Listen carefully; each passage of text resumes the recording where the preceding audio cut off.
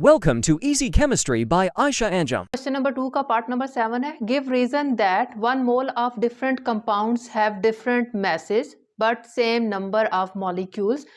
कि हमारे पास अगर डिफरेंट कंपाउंड्स का एक मोल हो तो उसमें हमारे पास उनके मैसेज मुख्तलिफ होंगे, लेकिन उसमें जो नंबर ऑफ मॉलिक्यूल्स मौजूद हैं वो क्या होंगे, सेम होंगे। इसका रीज़न हम लोगों ने देना है। तो अकॉर्डिंग टू डेफिनेशन हम लोग जानते हैं कि 1 mole of any substance contains Avogadro's number of particles, that's mean 6.022 × 10⁻23 particles. कि किसी भी सब्सटेंस के एक मोल में एवोगैड्रोस नंबर के बराबर पार्टिकल्स मौजूद होते हैं। ठीक है, ये बात डिफाइंड है हमारे पास। जैसा कि एग्जांपल के तौर पे हम लिख देंगे कि 1 mole of carbon is equal to 6.02 × 10⁻23 atoms होते हैं। इसी तरह 1 मोल ऑफ कार्बन मोनोऑक्साइड में CO जिसका फॉर्मूला है 6.022 × 10⁻23 मॉलिक्यूल्स होते हैं। अब देखें यहाँ पर कार्बन था जो कि एलिमेंट है, तो एलिमेंट के अंदर जो पार्टिकल्स हैं वो एटम्स हैं। अब कार्बन मोनोऑक्साइड एक मॉलिक्यूल है, उसके अंदर 6.022 × 10⁻23 मॉलिक्यूल्स मौजूद हैं, क्योंकि वो ये एक कंपाउंड है, मॉलिक्यूलर सब्सटेंस है, लिहाजा ये मॉलिक्यूल्स, इसके अंदर मॉलिक्यूल्स मौजूद होंगे। इसी तरह से 1 mole of carbon dioxide CO2 में 6.022 × 10⁻23 मॉलिक्यूल्स, क्योंकि ये भी एक मोलेक्युलर सब्सटेंस है तो इसमें भी मॉलिक्यूल्स मौजूद होंगे सेम नंबर में। 1 mole of sulphur dioxide SO2, ये भी एक मॉलिक्यूलर सब्सटेंस है, तो ये भी मॉलिक्यूल की फॉर्म में एग्जिस्ट कर रहा है। इसके अंदर भी सेम नंबर में मॉलिक्यूल्स मौजूद हैं, 6.022 × 10⁻23 मॉलिक्यूल्स मौजूद हैं। लेकिन अब देखें कि but look at the chemical formula, इनके केमिकल फार्मूला देखें, ये सिर्फ C है एलिमेंट, ये CO है यानी कि कार्बन विद ऑक्सीजन, इसमें एक कार्बन है 2 ऑक्सीजन है कार्बन डाइऑक्साइड, और सल्फर डाइऑक्साइड में एक सल्फर हो गया है और 2 ऑक्सीजन हो गए। तो ये 4 जो एग्जांपल्स मैंने कोट किए हैं, चारों के जो केमिकल फार्मूला है वो मुख्तलिफ है। केमिकल फार्मूला हम लोगों को किस चीज़ के इंडिकेशन कर रहा होता है कि एलिमेंट कौन कौन सा है। जैसे अब यहाँ पर कार्बन डाइऑक्साइड को अगर मैं देखती हूँ तो कार्बन डाइऑक्साइड में एक कार्बन का एटम है और 2 ऑक्सीजन के एटम है। कार्बन मोनोऑक्साइड में एक कार्बन का एटम है और एक ऑक्सीजन का एटम है। सिमिलरली सल्फर डाइऑक्साइड को अगर देखें तो एक सल्फर का एटम है और 2 ऑक्सीजन के एटम है। तो 4 सब्सटेंस हैं, चारों में हमारे पास एलिमेंट भी मुख्तलिफ हैं और एलिमेंट के एटम्स का नंबर भी क्या है, मुख्तलिफ है। तो लेकिन उसके अंदर मॉलिक्यूल्स और एटम्स यानी कि पार्टिकल्स जो हैं वो सेम है। तो इसको लिखेंगे कैसे, but look at the chemical formula of each substance. Her substance का आप क्या देखें, केमिकल फार्मूला देखें। In above examples each substance is having different element. तो हमारे पास चारों सब्सटेंसेस में एलिमेंट मुख्तलिफ हैं। जैसा कि कार्बन का, यहाँ पर कार्बन के साथ ऑक्सीजन भी है, यहाँ पर सल्फर हो गया है, कार्बन नहीं है बल्कि सल्फर है, तो एलिमेंट भी क्या है, मुख्तलिफ है। Each substance is having different element and different chemical composition. That's mean different number of atoms in a substance. कि इसके अंदर जो है हमारे पास मुख्तलिफ नंबर ऑफ एटम्स मौजूद हैं। मुख्तलिफ नंबर ऑफ एटम्स मौजूद होने की वजह से ही हमारे पास क्या होता है कि इनके मैसेज मुख्तलिफ होंगे। पार्टिकल का नंबर तो सेम है लेकिन इनके मैसेज मुख्तलिफ होंगे, क्योंकि हर एलिमेंट का जो एटॉमिक मास होता है वो मुख्तलिफ होता है। As every element has different atomic mass, hence a substance would have different masses. अब हमारे पास उस सब्सटेंस के अंदर, मुख्तलिफ सब्सटेंसेस के अंदर का मैसेज मुख्तलिफ क्यों होता है, उसकी मेन रीज़न यही है कि हर एलिमेंट का एटम जो होता है उसका साइज़ मुख्तलिफ है, उसका मास मुख्तलिफ है। जब मास उसका मुख्तलिफ है तो हमारे पास उस सब्सटेंस का मास क्या आएगा, मुख्तलिफ आएगा, जिसके अंदर नंबर ऑफ पार्टिकल्स तो सेम होंगे एक मोल के अंदर, लेकिन उसका मास क्या होगा, मुख्तलिफ होगा। इसको हम लोग इन एग्जांपल से देख सकते हैं कि जैसा कि molar mass of carbon is 12 ग्राम। ठीक है, एक मोल, मोलर मास का मतलब है यहाँ पर एक मोल का जो मास है वो 12 ग्राम है। Molar mass of carbon monoxide कितना है, 28 ग्राम। अब प्रीवियस एग्जांपल्स में मैंने देखा था कि एक मोल सब्सटेंस के अंदर 6.022 23 पार्टिकल्स ही मौजूद थे। इन चारों, यही चारों एग्जांपल्स मैंने कोट की हुई थी, तो इन चारों में क्या है कि पार्टिकल्स का नंबर सेम था क्योंकि उसका 1 मोल लिया जा रहा था।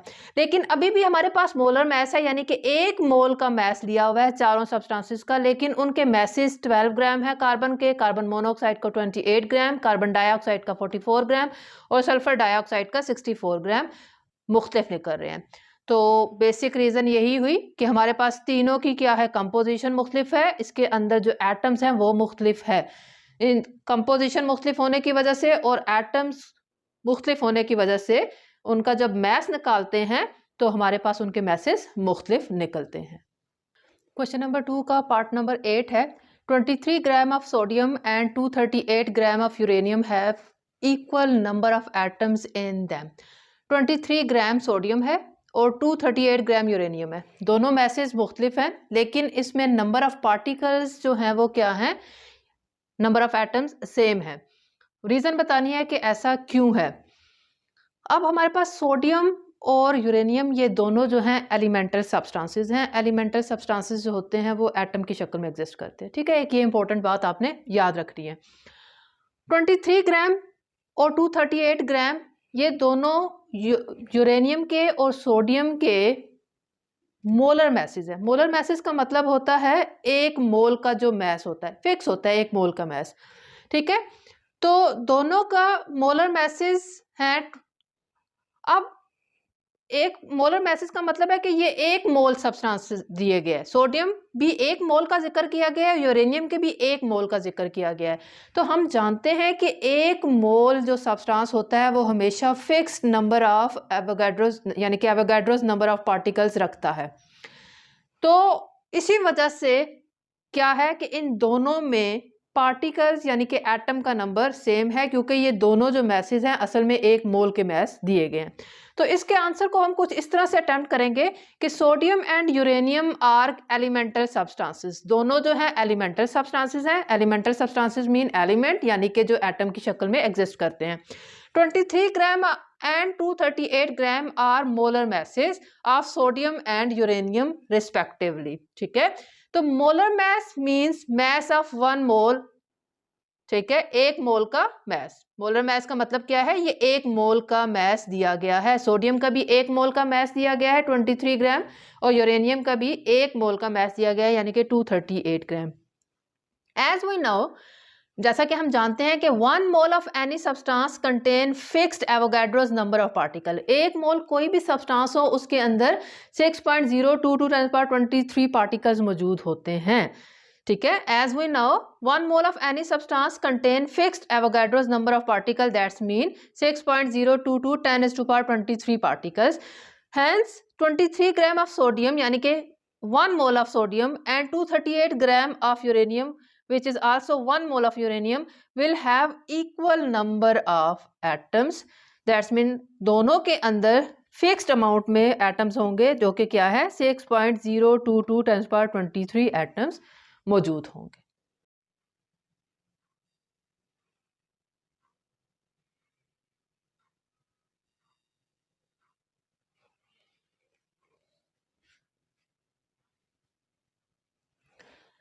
क्वेश्चन नंबर 2 का पार्ट नंबर 9 है हमारे पास। Calculate the weight of oxygen gas evolve when 5 gram of potassium chlorate are completely decomposed thermally, ठीक है। ये एक न्यूमेरिकल है जिसमें पूछा गया है कि ऑक्सीजन गैस कितनी अमाउंट में, कितने वेट में रिलीज होगी जब हम लोग 5 ग्राम पोटाशियम क्लोरेट को थर्मली डिकम्पोज करते हैं।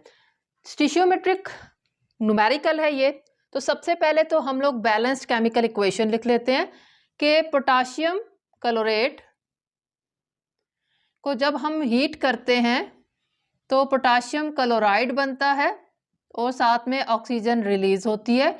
इक्वेशन को बैलेंस कर लें, 3 ऑक्सीजन है, 3 यहाँ पर लगाया, ठीक है, तो ये 6 हो गए, तो यहाँ पर 2 लगाया, ऑक्सीजन बैलेंस हुआ तो 2 KCl हो गया, तो यहाँ पर 2 लगा दिया। अब ये इक्वेशन बैलेंस है, ठीक है। डेटा हम लोग लिखते हैं कि हमारे पास पोटाशियम क्लोरेट कितना दिया गया है, मैस ऑफ पोटाशियम क्लोरेट जो गिवन है 5 ग्राम है। ठीक है, स्टोइचियोमेट्रिक एनालिसिस हम जो भी करते हैं उसमें हम लोग ग्राम को यूज़ नहीं करते, मोल्स में कन्वर्ट करते हैं। सबसे पहला काम ही यही करना है, हम इसको मोल में कन्वर्ट कर लेते हैं। ठीक है, तो मैं कहती हूँ कि मोल्स ऑफ पोटाशियम क्लोरेट निकाल लेंगे हम लोग। मैस को मोल्स में कन्वर्ट करना है। क्या फार्मूला होता है हमारे पास? Given mass over molar mass. तो कितना मैस गिवन है? पोटाशियम क्लोरेट का 5 ग्राम गिवन है। मोलर मैस इसका निकलता है 122.5। निकाल लेते हैं हमारे पास। KClO3 पोटाशियम होता है 39, क्लोरीन होता है 35.5, ऑक्सीजन होता है 16 मल्टीप्लाई बाय 3, तो हमारे पास 122.5 ग्राम पर मोल निकलता है। ठीक है, जब हम लोग इसको डिवाइड करेंगे 5 ओवर 122.5 तो आंसर आएगा हमारे पास 0.041। 0.041 ये आ गए हमारे पास मोल, जो कि गिवन डेटा है। हमारे पास मालूम क्या करना है हम लोगों ने? ऑक्सीजन कितनी इवॉल्व हो रही है। तो रिलेशनशिप किस चीज़ का है हमारे पास? स्टोइचियोमेट्रिक मोलर रिलेशनशिप पोटाशियम क्लोरेट का और ऑक्सीजन का रिलेशनशिप हमने फाइंड आउट करना है। तो according to balance chemical equation हम लोग रिलेशनशिप हमारे पास लिख लेते हैं कि पोटाशियम क्लोरेट की हम लोगों ने रिलेशनशिप फाइंड आउट करना है इसके मोल्स का ऑक्सीजन के साथ। According to balance chemical equation मैं कहती हूँ कि 2 mole potassium chlorate 3 mole oxygen produce करवाता है। तो 0.041 कितना करवाएगा? 3 डिवाइडेड बाय 2 मल्टीप्लाई बाय 0.041। हमेशा ये वाला जो नंबर होगा ये डिवाइड होगा इस नंबर से, जो भी नंबर हो, और मल्टीप्लाई होगा इस नंबर से। तो हमारे पास क्या आंसर आएगा? कितने ऑक्सीजन के मोल्स आएंगे? 0.0615 मोल ऑक्सीजन प्रोड्यूस हो रहा है। ठीक है, उन्होंने वेट ऑफ ऑक्सीजन पूछा है। अब हम लोग इस मोल्स को कन्वर्ट कर लेते हैं मैस में, वेट में। तो मैं क्या कहूंगी? मैस और weight of oxygen gas is equal to, क्या फार्मूला होता है मोल से मैस निकालने का? Mole multiply by molar mass. Mole कितने निकले हैं ऑक्सीजन के? 0.0615 और ऑक्सीजन का मोलर मैस कितना होता है? O2 16 2 32। तो कितने हमारे पास वेट निकलेगा ऑक्सीजन का?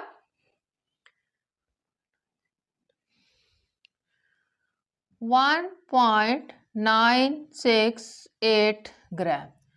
तो इतने ग्राम ऑक्सीजन इवॉल्व हो रही है जब हम 5 ग्राम पोटाशियम क्लोरेट को थर्मली डिकम्पोज करते हैं। If this video is helpful for you, then like the video and subscribe my channel.